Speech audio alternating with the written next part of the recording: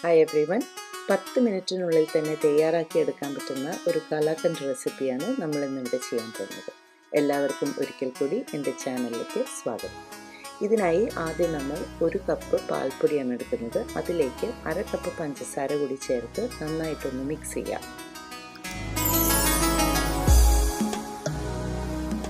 1/4 teaspoon ഏലക്കായപ്പൊടി ചേർത്ത് വീണ്ടും ഒന്ന് മിക്സ് ചെയ്തതിന് ശേഷം 1 കപ്പ് റിക്കോട്ട ചീസാണ് നമ്മളിതിൽ ചേർക്കുന്നത്. ഹോൾ മിൽക്കിനെ കൊണ്ടുള്ള റിക്കോട്ട ചീസാണ് ചേർക്കുന്നത്. ഇത് നന്നായി ഒന്ന് മിക്സ് ചെയ്ത് ലംസ് ഒന്നുമില്ലാതെ നല്ല സ്മൂത്ത് പേസ്റ്റാക്കി എടുക്കുക.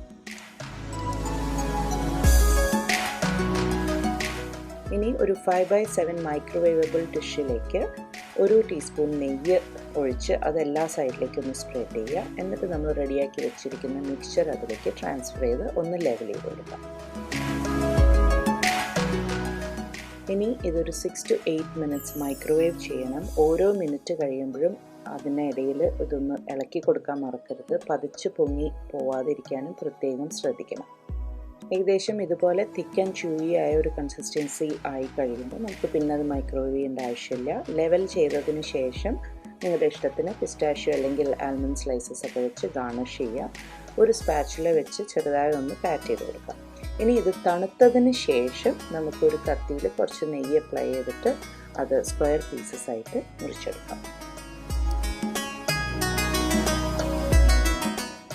കാലാകന്ദ് സ്വതവേ തന്നെ വല്ലാതെ ഹാർഡായിട്ടുള്ള ഒരു സ്വീറ്റ് അല്ലാത്തത് കാരണം ഇതാണ് അതിൻ്റെ കറക്റ്റ് ഒരു കൺസിസ്റ്റൻസി.